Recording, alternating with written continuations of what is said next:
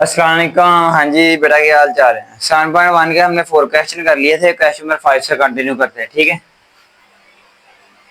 Question number 5। Question number जो हमारे पास 5 है, इसके 3 पार्ट है। पहले फर्स्ट पार्ट पे जाते हैं। 3 पॉइंट दिए हैं। जो ए वाला पॉइंट है 0 और 2, जो बी वाला पॉइंट है 3 अंडर रूट और 1, जो सी वाला पॉइंट है 0 और -2। पॉइंट 3 के मैंने are vertices of right triangle. Right triangle एक ऐसी तीन कोनों वाली शक्ल होती है जिसमें एक एंगल 90 का आता है। तो हमने ये बताना है कि क्या ये तीनों जो पॉइंट हैं इनसे राइट एंगल ट्राइंगल बनती है या नहीं बनती। ठीक है, लेट्स सपोज हम कोई भी ट्राइंगल ले लेते हैं। फॉर एग्जांपल चलें यही है, ये राइट एंगल ट्राइंगल है जिसमें एक एंगल 90 का है। ट्राइंगल के 3 कोने 3 वर्टिक्स होते हैं, उनके नाम हो गए तीनों के ए बी और सी। तीनों साइडों की अगर लेंथ निकालनी हो तो ये वाली लेंथ ए बी, ये वाली लेंथ बी सी और ये वाली लेंथ ए सी हमें तीनों फाइंड करनी पड़ेंगी, तभी हमें पता चलेगा कि ट्राइंगल राइट है या नहीं है। पहले चले हम ए बी का डिस्टेंस फाइंड करते हैं। Distance between A B, formula बेटा हमें पता है x2 माइनस x1 का square plus y2 minus y1 का स्क्वायर और सारे का स्क्वायर रूट। ए और बी, ए वाले को हम x1 y1 कह लेंगे, बी वाले को x2 y2 कह लेंगे। x2 बेटा हमारे पास 3 अंडर रूट माइनस x1 है जी 0 प्लस y2 1 है और y1 2 है। ये 3 under root minus 0 3 under root ही आ गया, स्क्वायर है 1 माइनस 2 माइनस का 1 आ गया। स्क्वायर स्क्वायर रूट से कैंसल और स्क्वायर 1 की पावर जो मर्जी हो 1 ही रहता है, स्क्वायर की वजह से माइनस खत्म। तो 3 प्लस 1 बेटा क्या आ जाएगा 4 और 4 अंडर रूट क्या आता है 2। यानी हमारे पास ए बी का जो आंसर आया वो क्या आया 2 आया। ए बी फाइंड कर लिया। अब हम फाइंड करते हैं जी B C. B C x2 minus x1 का square plus y2 minus y1 का स्क्वायर और सारे का स्क्वायर। फार्मूला फाइंड करना है बी और सी पे, बी और सी पे। तो हम बी वाले को x1 y1 कह लेंगे, सी को x2 y2 कह लेंगे। वैल्यूज पुट करनी बेटा, x2 की वैल्यू 0 माइनस x1 की value 3 under root plus y2 की वैल्यू -2 माइनस y1 की वैल्यू 1। तो बेटा ये बन जाएगा -3 अंडर रूट का स्क्वायर -3 का स्क्वायर। स्क्वायर स्क्वायर रूट से कैंसिल द 3, और जब भी स्क्वायर हो अंदर माइनस नहीं आता, माइनस खत्म हो जाता है। और 3 का स्क्वायर 9, 3 प्लस 9 बेटा क्या आ जाएगा 12। क्या आ जाएगा 12। अब 12 अंडर रूट क्या होता है इधर बताती हैं।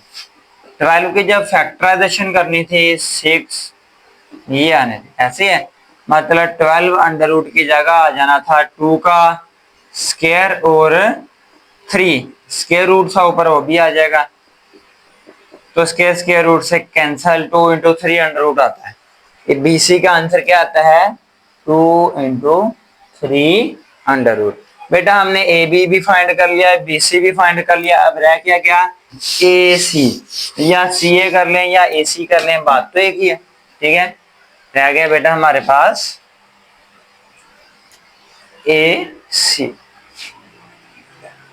ए सी की डिस्टेंस x2 माइनस x1 का square plus y2 minus y1 का स्क्वायर और सारे का स्क्वायर। ए और सी, ए और सी। तो ए वाला बेटा x1 y1 और सी वाला x2 y2। x2 हमारे पास 0 माइनस x1 भी हमारे पास 0 प्लस y2 हमारे पास -2 माइनस y1 हमारे पास 2 आ गया। 0 माइनस 0 0 का स्क्वायर, -2 -4 का स्क्वायर। 0 लिखें या ना लिखें, -4 का स्क्वायर 16 होता है और 16 का स्क्वायर रूट बेटा क्या आता है जी, 4 होता है। इसका आंसर भी आ गया, बीसी का भी आ गया और एसी का भी आ गया। अब हमें पता कैसे चलेगा कि ये राइट एंगल ट्राइंगल है या नहीं है। अब राइट एंगल ट्राइंगल क्या कहती है जी, राइट एंगल ट्राइंगल पे यूज होता है पैथागोरस थ्योरम, मसला फिसागोरस। वो क्या आता है जी, बाय पैथागोरस थ्योरम। एक बार पैथागोरस थ्योरम लिखते हैं, वो क्या आता है जी, हाइपोटेन्यूज का स्क्वायर इक्वल टू बेस का स्क्वायर प्लस परपेंडिकुलर या जिसे अल्टीट्यूड कहते हैं उसका स्क्वायर। अब बेटा मसला ये है कि बच्चे कहते हैं कि सर हमें पता कैसे चलेगा कि हाइपोटेन्यूज क्या है, इनमें से बेस क्या है, परपेंडिकुलर क्या है। जो राइट ट्राइंगल होती है ना, 90 के सामने हाइपोटेन्यूज होता है, यानी किसी भी राइट एंगल ट्राइंगल में जो सबसे बड़ी साइड होती है, जो सबसे बड़ी साइड होती है वो कौन सी होती है, हाइपोटेन्यूज। सबसे बड़ी साइड क्या होती है जी, हाइपोटेन्यूज। तो हम यही देखेंगे, ए बी का आंसर, बी सी का आंसर और ए सी का आंसर। सबसे बड़ा आंसर किसका है, वही हाइपोटेन्यूज होगा। ए बी का आंसर 2 है, बी सी का आंसर 2 × 300 है और ए सी का आंसर 4 है। तो सबसे बड़ा नंबर क्या हुआ, 4। यानी हमारे पास जो हाइपोटेन्यूज है वो असल में क्या है, ए सी। ऐसी है हमारे पास जो बेटा हाइपोटेन्यूज है वो क्या है, ए सी, क्योंकि हाइपोटेन्यूज का स्क्वायर होता है। बाकी रह गई बेस और परपेंडिकुलर की, ये तो हाइपोटेन्यूज आ गया। दो रह गए, जिसको मर्जी बेस कह लो, जिसको मर्जी परपेंडिकुलर। रह गया जी ए बी, उसका भी स्क्वायर प्लस बी सी, उसका भी स्क्वायर। बेटा अगेन बता देते हैं, तीन साइडें थी हमारे पास, ए बी, बी सी और ए सी। जो सबसे बड़ी साइड है 4 वाली थी वो एक साइड पे, बाकी दोनों साइडें दूसरी साइड पे, और सबके ऊपर स्क्वायर तो आना ही आना। ए सी का आंसर 4 है, ऊपर स्क्वायर था यानी 4 का स्क्वायर। ए बी का आंसर वो 2 है, 2 है यानी 2 का स्क्वायर। बी सी का आंसर वो 2 × 300 है, 2 × 300 ऊपर स्क्वायर था तो स्क्वायर आ जाए। 4 का स्क्वायर 16, 2 का स्क्वायर 4, दोनों नंबर मल्टीप्लाई हो रहे हैं, मतलब 2 का स्क्वायर अलग और 300 का स्क्वायर है अलग। 16 = 4 प्लस 2 का स्क्वायर 4, स्क्वायर स्क्वायर रूट से कैंसिल, तो 16 = 4 प्लस 4 3 12, तो 16 = 16। अगर बोथ साइड का आंसर इक्वल आ जाए तो ये तीनों पॉइंट राइट एंगल ट्राइंगल बनाते हैं, अगर ना आए तो नहीं बनाते। तो बोथ साइड का आंसर इक्वल आया तो हम लिख देंगे, so these are the vertices of right angle triangle. तो जी हाँ, ये राइट एंगल ट्राइंगल के कोने हैं, वर्टिसेस हैं। शाबाश मेरा बेटा, इसका स्क्रीनशॉट ले ली ताकि फिर हम नेक्स्ट पार्ट की तरफ मूव कर पाए। शाबाश हरिया। क्वेश्चन नंबर 5 के बेटा सेकंड पार्ट पे आते हैं। बहुत इजी है जी सेकंड पार्ट। 3 पॉइंट गिवन है, जो ए पॉइंट है वो कह रहे 3 और 1 है। जो बी पॉइंट है बेटा -2 और -3 है। जो सी पॉइंट है 2 और 2 है। The points are vertices of an isosceles triangle. वो कहते हैं क्या ये आइसोसेलेस ट्राइंगल के पॉइंट्स हैं। बेटा ट्राइंगल की टोटल साइडें 3 होती हैं, ठीक है। तो आइसोसेलेस एक ऐसी ट्राइंगल होती है जिसमें तीनों में से बेटा कोई भी दो साइड्स इक्वल होती हैं। तो हमने यही काम करना है, पहले ए बी की डिस्टेंस फाइंड करेंगे, फिर बी सी की और फिर ए सी की। तो देखेंगे क्या तीनों में से किसी दो साइडों का आंसर सेम आ रहा है, अगर सेम आए तो आइसोसेलेस ट्राइंगल, ठीक है। पहले हम फाइंड करते हैं जी ए बी का डिस्टेंस। x2 - x1 का स्क्वायर प्लस y2 - y1 का ए और बी, तो ए वाले को x1 y1, बी वाले को x2 y2 कह लेंगे बेटा। x2 हमारे पास है -2 माइनस x1 हमारे पास है 3, y2 की वैल्यू -3 और y1 की वैल्यू 1 है। -2 -3 -5 और ये आ जाएगा -4। स्केयर की वजह से माइनस खत्म हो जाता है और 5 का स्केयर 25, ये 4 का स्केयर 16, तो 25 प्लस 16, तो बेटा ये आ गया हमारे पास 41। इसकी फैक्टराइजेशन नहीं होती। ए बी फाइंड कर लिया, वैसे हम बी सी पे जाते। B C x2 minus x1 का square plus y2 minus y1 का स्केयर, सारे का स्केयर। बी और सी, बी और सी, तो हम बी वाले को x1 y1, सी वाले को x2 y2। x2 क्या है बेटा हमारे पास 2 माइनस x1 क्या है -2 स्केयर प्लस y2 2 है माइनस y1 -3। बेटा एक माइनस y1 की वैल्यू में था और एक माइनस इधर ऑलरेडी था, इसलिए डबल डबल माइनस हो गए। माइनस माइनस प्लस हो जाएगा, माइनस माइनस प्लस हो जाएगा, 3 हो जाएगा। 2 + 2 4 और 2 + 3 5। 4 का स्केयर 16 और 5 का स्केयर 25। 25 + 16 बेटा होता है 41 का अंडर रूट। अब पहली और दूसरी साइड दोनों का आंसर इक्वल आ गया, तो अभी हम नहीं कहेंगे कि आइसोसेलेस है। क्यों? तीसरी भी देखनी पड़ेगी कि कहीं तीसरी तो नहीं इक्वल आ रही, क्योंकि तीनों इक्वल आ जाए तो वो इक्विलेटरल होती है। हम तीसरी जब तक नहीं निकालते तो हमें पता नहीं चलेगा कि दो ही इक्वल है कि सारी है। ए बी फाइंड कर लिया, फिर बी सी, फिर आ गया ए सी। क्या रहेगा बेटा? ए और सी। x2 माइनस x1 का square plus y2 minus y1 का स्क्वायर और सारे का स्क्वायर। ए सी, ए वाला x1 y1 और सी x2 y। x2 हमारे पास है 2 और x1 3 प्लस y2 2 और y1 1, यानी 2 - 1। 2 - 3 - 1 आ गया और ये प्लस का 1 आ गया। 1 का स्क्वायर 1, तो 1 + 1 क्या आ जाएगा 2। ये पहली साइड का आंसर, ये दूसरी का आंसर और ये तीसरी का। तो अगर गौर करें तीनों में से कोई सी दो साइड का आंसर क्या है जी? इक्वल।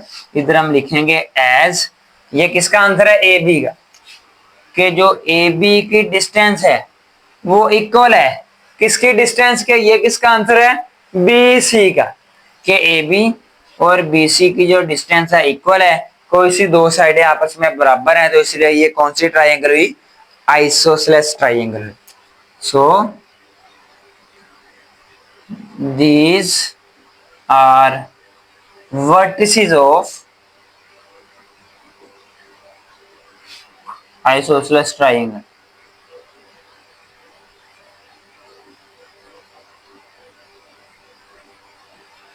ये काम था जी मेरा बच्चा इसमें, शाबाश। इसका स्क्रीनशॉट ले लें, फिर हम नेक्स्ट पार्ट की तरफ मूव करते हैं। ठीक है बेटा? जी बेटा, क्वेश्चन नंबर 5 का थर्ड पार्ट। थर्ड पार्ट में क्या है कि हमें 4 पॉइंट दिए गए हैं। बेटा जब क्वेश्चन करते हो तो आप बुक साथ रखा करें, उधर से खुद भी स्टेटमेंट रीड करा करें, ताकि आपको स्टेटमेंट को समझ के क्वेश्चन की समझ आए। ठीक है? द पॉइंट्स, 4 पॉइंट दिए गए हैं, ए बी सी और D R vertices of a parallelogram. अब पैरेललोग्राम क्या होती है जी? चलो इधर हम रैंडमली कोई पैरेललोग्राम बना लेते हैं। ये है जी पैरेलल। पैरेललोग्राम एक ऐसी शेप होती है, क्वाड्रिलेटरल होती है, चार कोनों वाली शक्ल होती है, जिसके आमने सामने वाली साइडें क्या होती हैं, बराबर है। कि इस साइड की जो लेंथ है ना, फॉर एग्जांपल इसको कोई नाम दे लेते हैं ए बी सी और डी। अब नाम कैसे देते हैं जी, नाम एक तरतीब से देते हैं। किसी भी कॉर्नर से स्टार्ट हो जाना है, ए बी फिर सी फिर डी। आप भला नीचे को शुरू हो जाओ, ए बी फिर सी फिर डी। ये नहीं कि अपनी मर्जी से जिधर जिस कोने में दिल किया लिख देना, तरतीब से चलना। पैरेललोग्राम में बेटा आमने सामने वाली साइड इक्वल होती है, यानी ए से बी तक की जो डिस्टेंस है वो सी से डी तक की डिस्टेंस के इक्वल होगी। ऐसी ए से डी तक की जो डिस्टेंस है वो बी से सी तक की डिस्टेंस के इक्वल होगी। अब हमारे पास जो 4 पॉइंट दिए गए हैं, एक बार हम वो लिख लेते हैं। क्या जी, 5 2 जो बी वाला पॉइंट, -2 और 3 जो सी वाला पॉइंट, -3 -4 और जो डी वाला पॉइंट है बेटा हमारे पास 4 -5। क्या हमने करना है, पहले ए का बी से डिस्टेंस फाइंड करना, फिर बी का सी से, फिर सी का डी से और फिर डी का ए से। ठीक है, और होना क्या चाहिए, ए बी का और सी डी का इक्वल आना चाहिए। तो लिख लेते हैं हम कि जो ए बी का वो सी डी के डिस्टेंस है इक्वल आना चाहिए, और ऐसे ही बी सी और ए डी का इक्वल आना चाहिए। बी सी और ए डी का इक्वल आना चाहिए। अगर ये इक्वल आ गए तो हम कहेंगे यस ये वाकई एक पैरेललोग्राम है। अगर ना आए तो ये पैरेललोग्राम नहीं है। चलते हैं जी कैसे, ए बी पहले फाइंड कर लेते हैं। ए बी का डिस्टेंस x2 माइनस x1 का square plus y2 minus y1 का स्क्वायर और सारे का स्क्वायर। ए और बी, तो ए को बेटा x1 y1, बी को x2 y। x2 हमारे पास है जी -2 और x1 है जी -5, y2 3 है माइनस y1 2 है। यह जगह -7, 3 - 2 1 हो जाएगा। 7 का स्क्वायर 49 और 1 का स्क्वायर 1, तो एक बेटा क्या बन जाएगा 50। क्या बन जाएगा जी 50। अब इसकी फैक्टराइजेशन करके देख लेनी है, बिल्कुल हो जाएगी। 2 पे कट गया तो 25, फिर 5 पे, फिर 5 पे, यानी इसकी आ रही है फैक्टराइजेशन 2 और 5 का स्क्वायर। क्योंकि 50 के ऊपर स्क्वायर रूट था तो इनके ऊपर भी जब स्क्वायर रूट आएगा ये इसके साथ कैंसिल, 5 बच गया, साथ 2 अंडर रूट। तो इसका आंसर बेटा क्या बच रहा है हमारे पास 5 × 2 अंडर रूट। ठीक है बेटा, ए बी फाइंड कर लिया। ए बी किसके इक्वल आना चाहिए, सी डी के। ए बी किसके इक्वल आना चाहिए, सी डी के। अब चले सी डी फाइंड कर लेते हैं। सी डी, ठीक है, सी और डी। तो सी को हम x1 y1 कह लेंगे और डी को x2 y2। x2 minus x1 का square plus y2 minus y1 का स्क्वायर और सारे का स्क्वायर रूट। x2 बेटा हमारे पास क्या है 4 माइनस x1 क्या है -3, दरमियान में भी माइनस और x1 की वैल्यू में भी माइनस, तो माइनस माइनस प्लस हो जाएगा। y2 -5, इधर भी माइनस और y1 की वैल्यू में भी माइनस, तो ये भी माइनस माइनस क्या हो जाएगा प्लस हो जाएगा। एक स्टेप डायरेक्ट कर दिए, वरना प्रीवियस में हमने सीखा है कि कैसे माइनस माइनस प्लस होता है। 4 + 3 7, 7 का स्क्वायर ये आ जाएगा -1।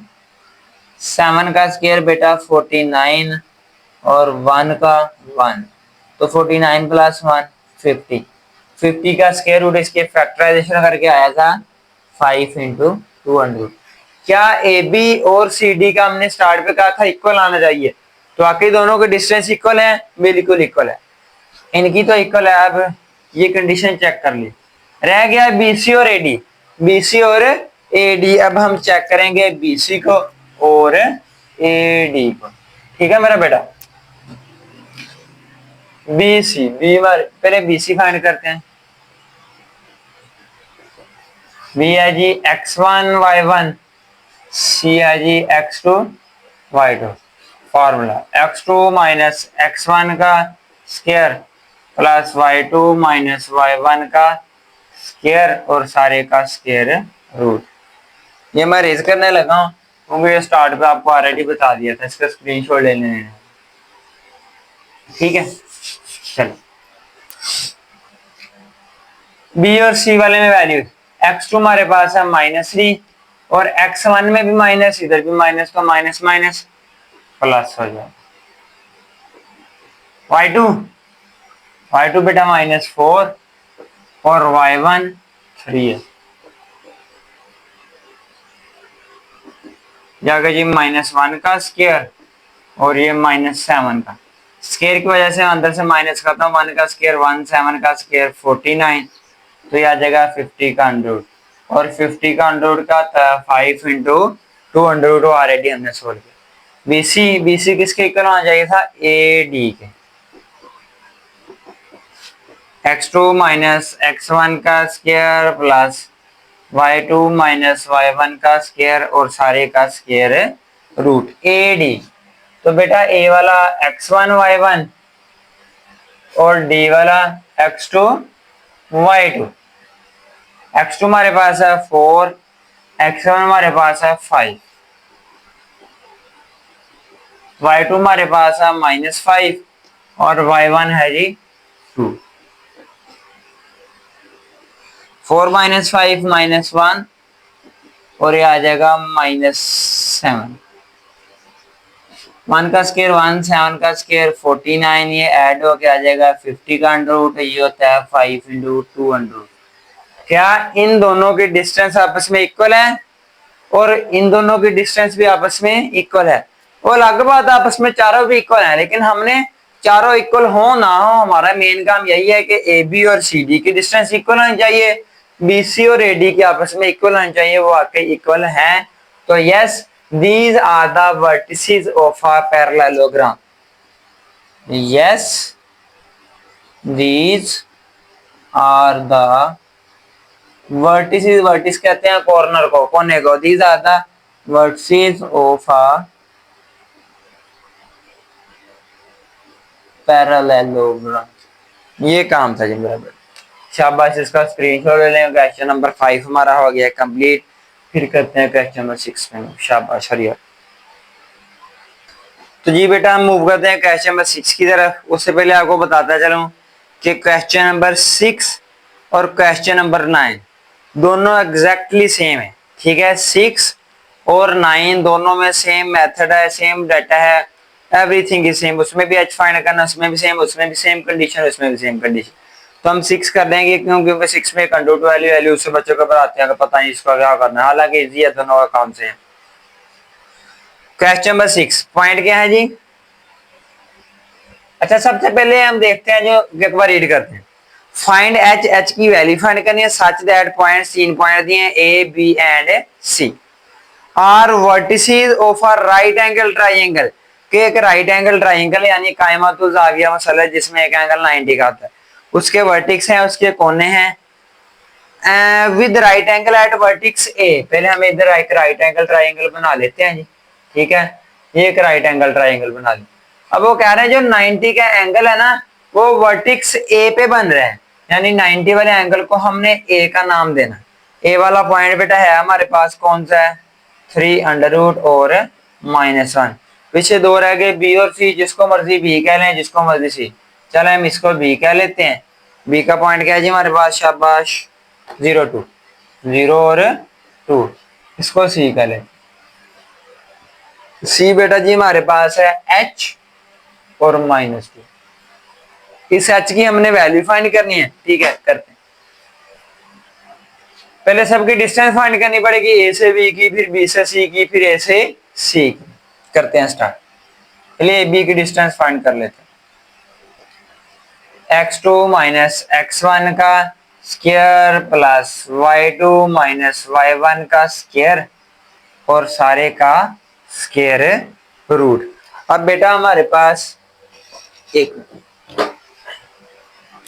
ए और बी, ए वाले को वैल्यू को हम x1 y1 कह लेते हैं और बी वाली को x2 y2 कह लेते हैं। ओके हो गया, ठीक है।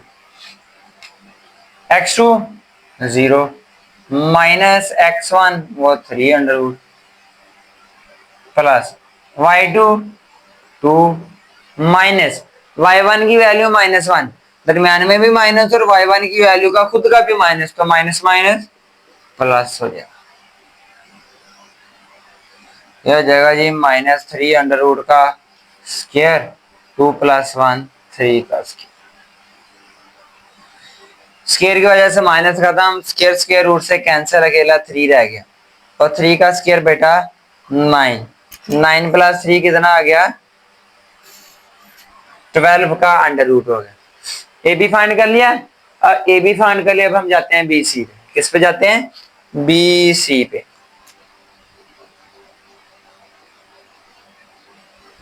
बी और सी, बी और सी, तो बी वाले को हम x1 y1 कह लेते हैं, सी वाले को x2 y2 कह लेते हैं। ओके बेटा, फॉर्मूला हमारे पास है x2 माइनस x1 का square plus y2 minus y1 का स्क्वायर और सारे का स्क्वायर रूट। x2 बेटा हमारे पास क्या है जी? x2 हमारे पास है h माइनस x1 क्या है 0, y2 -2 minus y1 2, h minus 0 0 रहेगा, h माइनस 0 h रह जाएगा, h का स्क्वायर -4 का स्क्वायर और सारे का स्क्वायर रूट, तो ये बन जाएगा बेटा h का स्क्वायर और 4 का स्क्वायर होता है 60। ए बी भी फाइंड कर लिया, बी सी भी फाइंड कर लिया, अब आगी बारी ए सी की। किसकी बारी आ गई? ए सी। ठीक है बेटा,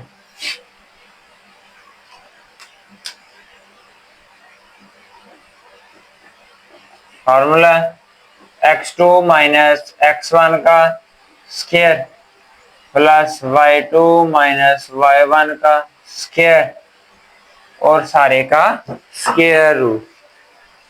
तो बेटा हमारे पास ए और सी पे फार्मूला अप्लाई करना, तो ए वाले को x1 y1 कह देते हैं, सी x2 y2 ऑलरेडी है, कर देते हैं जी वैल्यू पुट। x2 हमारे पास h माइनस x1 हमारे पास 3 अंडर रूट, y2 हमारे पास -2 और y1 हमारे पास -1, y1 के साथ भी माइनस और इधर भी माइनस, तो माइनस माइनस प्लस हो जाए, तो हमारे पास बेटा ये बन गया h -3 अंडर रूट का स्क्वायर और ये -1 का स्क्वायर। इधर बेटा h और 3 अंडर रूट को हम आपस में माइनस नहीं कर सकते, तो इधर फार्मूला यूज होगा a minus B whole square वाला। कौन सा फार्मूला जी? a minus B whole square वाला। क्या आता है जी? a square minus 2ab plus b का स्क्वायर।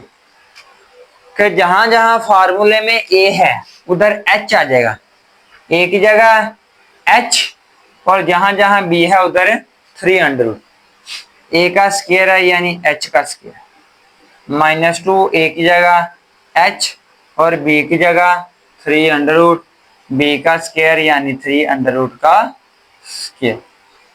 बेटा फार्मूले में a की जगह h आता जाएगा, b की जगह 3 अंडर रूट, a की जगह h, फिर a की जगह h, b की जगह 3 अंडर रूट, आगे था -1 का स्क्वायर 1 ही होता है,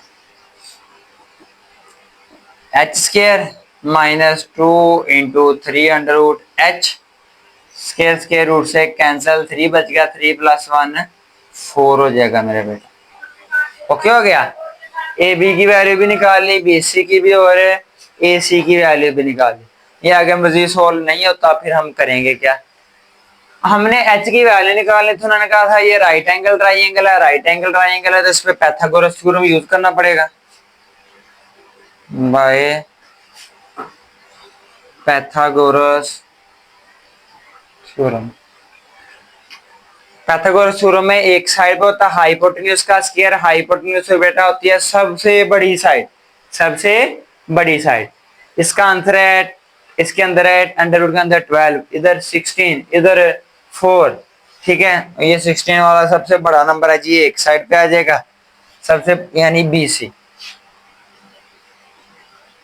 दूसरी साइड पे बाकी दोनों AB और AC। हाइपोटेन्यूज का स्क्वायर इक्वल टू बेस का स्क्वायर प्लस परपेंडिकुलर। जो सबसे बड़ी साइड है वो एक साइड में, बाकी दोनों दूसरी साइड पे। तो BC वाले का आंसर क्या है, h स्क्वायर प्लस 16। इसके ऊपर स्क्वायर रूट था, स्क्वायर भी तो लेना था, ऊपर स्क्वायर आ गया। AB का आंसर बेटा 12 अंडर रूट है, उसका भी स्क्वायर आ गया इसके अकॉर्डिंग। अब AC का आंसर ये वाला, h square minus 2 into 3 under root h plus 4, सारे का स्क्वायर रूट, इसका भी स्क्वायर आना, स्क्वायर स्क्वायर रूट से कैंसल, तो रह गया h square plus 16, 12 plus h square minus 2 into 3 under root h plus 4। सारी की सारी रकमें हम एक साइड पे इकट्ठी कर लेंगे। तो अच्छा, ये बेटा 12 प्लस का इधर आगे, माइनस का h स्क्वायर प्लस का इधर आगे, माइनस का ये वाली रकम माइनस की इधर आके प्लस की, ये 4 प्लस का इधर आके माइनस का आ जाएगा, h स्क्वायर प्लस माइनस का कैंसिल हो गया। ठीक है बेटा, अब 2 into 3 under root h plus का 16 माइनस 12 और माइनस 4, ये माइनस का 16 से कैंसिल हो गया, तो 2 into 3 under root h equal to 0। तो 2 इंटू 3 अंडर रूट इधर मल्टीप्लाई हो रहा है तो उधर जाके डिवाइड हो जाएंगे, और 0 के बटे में जो मर्जी हो वो 0 ही होता है, तो इसलिए हमारे पास h का जो आंसर आया h इज इक्वल टू 0। 6 और 9 सेम है बेटा, इसका स्क्रीनशॉट ले लें। शाबाश, फिर हम चलते हैं जी अपने नेक्स्ट क्वेश्चन की तरफ। शाबाश हरिया।